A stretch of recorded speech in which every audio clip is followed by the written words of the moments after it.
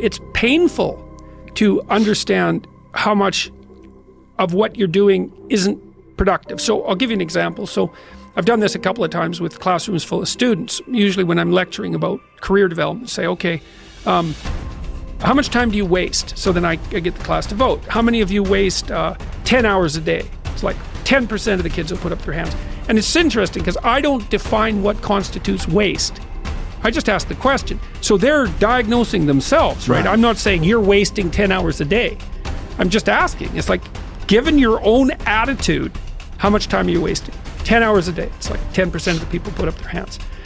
Well, when you get to like 6 hours a day, 80% of the people put up their hands.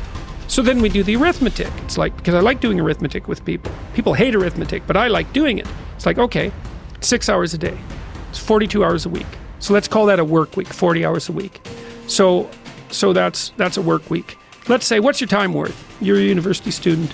Well, it's certainly worth minimum wage, because obviously, but it's worth way more than that, because if you spend a productive hour when you're 20, then you gain the benefits of that hour for the rest of your life. So there's the compounding effect of time spent when we were young.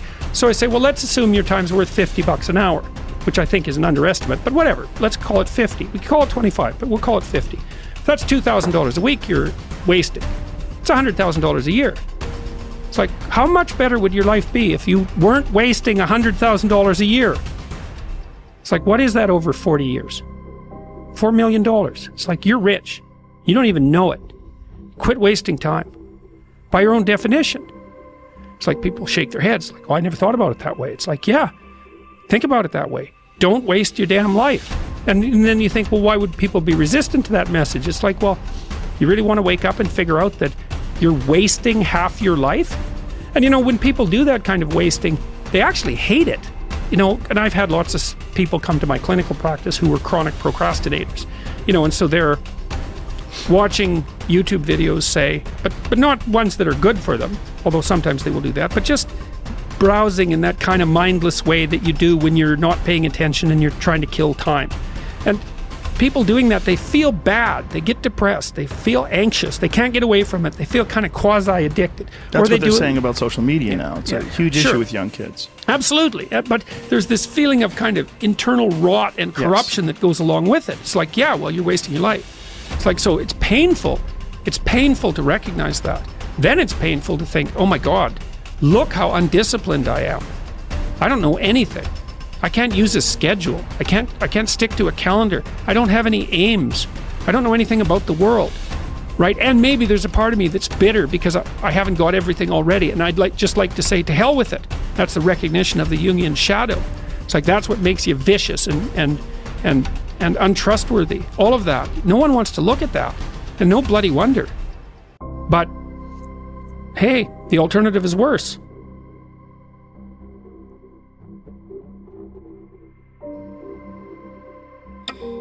I hate it when I see young people wasting their time, wasting all this technology got, just sitting around in this world that's been created for you, that everything is instant. You all have stuff at your fingertips that can make you great. But if you could combine your technology with your parents and your grandparents' work ethic, you could be rich, man. But you cannot erase the work ethic part. There is no getting around. Ain't no elevator to the top. You got to take the stairs. The elevator don't go to the top, man. Not in the world of success. You gotta take the stairs. Y'all gotta start getting gritty, man. You gotta develop some dog in you. Most of this generation quits the second they get talked to. You did this wrong, or they get yelled at. It's so easy to be great nowadays because everybody else is, most people are weak. This is a softened generation. So if you have any mental toughness, any ability, if you have any fraction of self-discipline, the ability to not want to do it but still do it. Play the long game. Aim for legendary. Say, I want to have the guts and the grit and the acumen and the mindset and the capability and the commitment to create enduring success. Be the person who is up reading, listening to the podcast, writing in your journal, setting your goals, focusing on your intentions. As you become more successful, become more humble. As you become more successful, work even harder. As you become more successful, care even more about your product. As you become more successful, learn even more.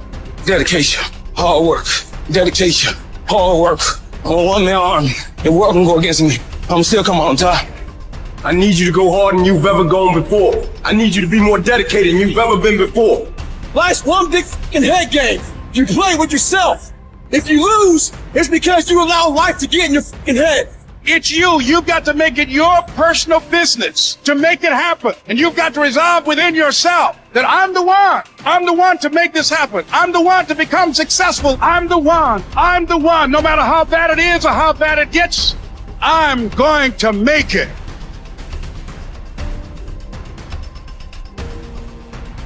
I must say a word about fear. It is life's only true opponent. Only fear can defeat life. It is a clever, treacherous adversary, how well I know. It has no decency, respects no law or convention, shows no mercy. It goes for your weakest spot, which it finds with unnerving ease. It begins in your mind, always, so you must fight hard to express it. You must fight hard to shine the light of words upon it. Because if you don't, if your fear becomes a wordless darkness that you avoid, perhaps even manage to forget, you open yourself to further attacks of fear because you never truly fought the opponent who defeated you. What man actually needs is not a tensionless state, but rather the striving and struggling for a worthwhile goal, a freely chosen task. What he needs is not the discharge of tension at any cost, but the call of a potential meaning waiting to be fulfilled by him. Mankind was apparently doomed to vacillate between the two extremities of distress and boredom. In actual fact, boredom is now causing more problems to solve that distress. And these problems are growing increasingly crucial, for progressive automation will probably lead to an enormous increase in the leisure hours available to the average worker. The pity of it is that many of these will not know what to do with all their newly acquired free time. Life is not primarily a quest for pleasure, as Freud believed, or a quest for power, as Alfred Adler taught, but a quest for meaning. The greatest task for any person is to find meaning in his or her life. Frankl saw three possible sources for meaning: in work, doing something significant; in love, caring for another person; and in courage during difficult times. Suffering in and of itself is meaningless. We give our suffering meaning by the way in which we respond to it. At one point, Frankl writes that a person may remain brave, dignified, and unselfish, or in the bitter fight for self-preservation, he may forget his human dignity and become no more than an animal. The meaning of life differs from man to man, from day to day, from hour to hour. What matters, therefore, is not the meaning of life in general, but rather the specific meaning of a person's life at a given moment. To put the question in general terms would be to the question posed to a chess champion. Tell me, master, what is the best move in the world? There simply is no such thing as the best or even a good move apart from a particular situation in a game and the particular personality of one's opponent. The same holds for human existence. One should not search for an abstract meaning of life. Everyone has his own specific vocation or mission in life to carry out a concrete assignment which demands fulfillment. Therein he cannot be replaced, nor can his life be repeated. Thus, everyone's task is as unique as is his specific opportunity to implement it.